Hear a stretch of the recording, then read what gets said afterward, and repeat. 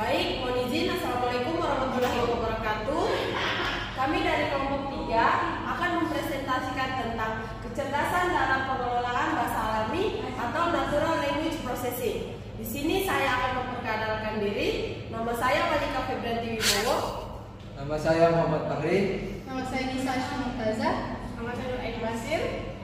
Dan baik, kami akan menjelaskan tentang materi kami yang akan dibacakan oleh Muhammad Fahri.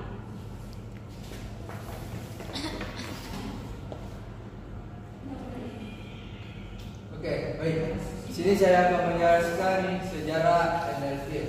NLP dimulai pada tahun 1950. Meskipun telah ada penelitian NLP pada tahun-tahun sebelumnya, pada tahun 1950 Alan Turing atau Bapak Ilmu Komputer mempublikasikan artikel terkenalnya yang berjudul Computing Machinery and Intelligence, yang di dalamnya Alan Turing mengusulkan tes yang sekarang disebut dengan Turing Test.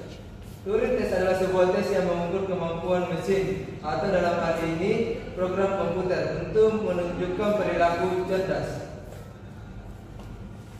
Selanjutnya saya akan membahas tentang pengertian NLP. NLP adalah cabang dari kecerdasan buatan atau AI yang berhubungan dengan melatih komputer untuk memahami, memproses, dan menghasilkan bahasa. Teknologi ini mendukung search engines, machine translation service, dan voice assistant. Nah, dari pengertian ini, sejarah NLP dimulai daripada tahun 1950 dengan Alan Turing yang mengusulkan Turing Test. Nah, untuk pengertiannya sendiri, dari NLP bagian dari kecerdasan buatan yang melibatkan pemahaman, pemrosesan, dan penghasilan bahasa komputernya sendiri. Nah, proses NLP ini melibatkan 4 tahapan. Oke, bisa di-scroll. Ya, proses analisis NLP. Proses analisis NLP ini dimulai diaplikasikan sejak 4 dekade lalu. Telah mengalami sejumlah perubahan mekanisme dan teknis dengan menyesuaikan pada perkembangan dan kapabilitas sistem laporan serta kecerdasan buatan yang selalu mengalami peningkatan. Nah, ini berdasarkan hasil kajian literatur yang dihasilkan dari berbagai sumber, dapat diketahui bahwa dalam proses pemahaman dan analisis sintesis terhadap masukan atau input hingga menghasilkan berbagai output. Ini terbagi dalam 4 tahapan sebagai berikut. Yang pertama itu tahapan analisis leksikal atau morfologi. Yang kedua analisis sintaks. Yang kedua analisis semantik dan analisis pragmatis. Ini melibatkan dari 4 analisis ini penguraian yang artinya proses ini dilakukan dengan mekanisme daring yang mengakses data dari server database dan menghasilkan output yang menyoroti area untuk revisi tanpa mengubah teks asli. Sekian dan presentasi yang saya jelaskan akan dilanjutkan oleh teman saya Malika Febrianti.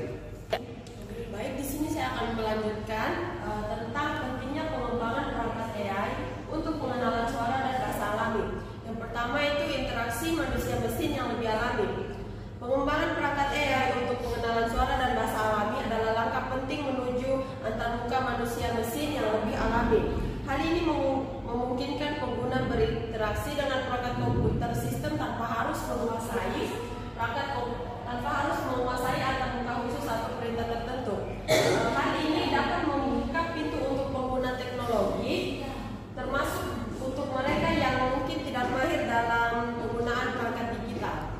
Yang kedua itu efisiensi dan produktivitas. Sistem yang dapat memahami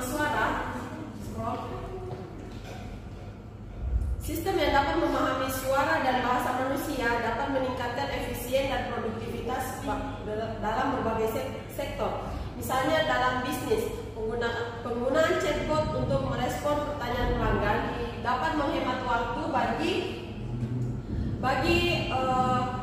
bagi pengusaha, dan juga misalnya di dunia medis, dokumen medis dapat diubah menjadi teks dengan cepat dan akurat melalui pengenalan suara.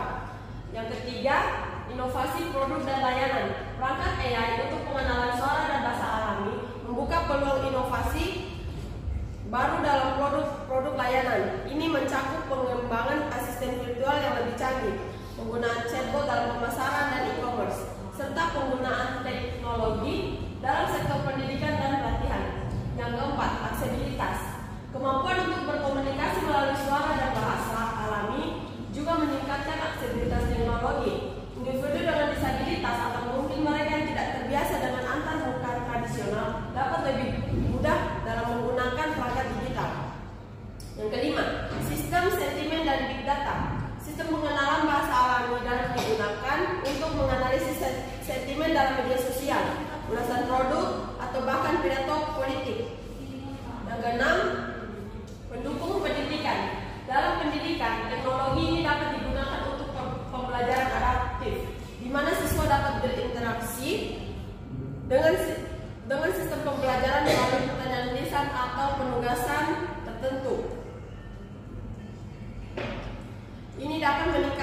kompetensi informasi dan keterlibatan siswa. Yang ketujuh, pelayanan kesehatan yang lebih baik. Di bidang kesehatan, pengenalan suara dapat digunakan untuk mendokumentasikan catatan medis, menjalankan perintah perawatan, atau bahkan membantu pasien dengan masalah komunikasi. Selanjutnya tentang teknik pemrosesan natural language processing.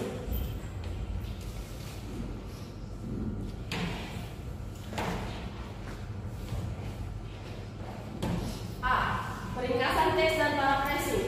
Peringkasan teks atau text summarization otomatis adalah proses menghasilkan dokumen dengan besar tidak lebih dari 50% ukuran dokumen sumber. Peringkasan teks otomatis merupakan proses mengambil teks tekstual, mengekstraksi isinya, dan menyajikan konten yang paling penting untuk pengguna dalam bentuk yang lebih padat dan sesuai dengan kebutuhan pengguna.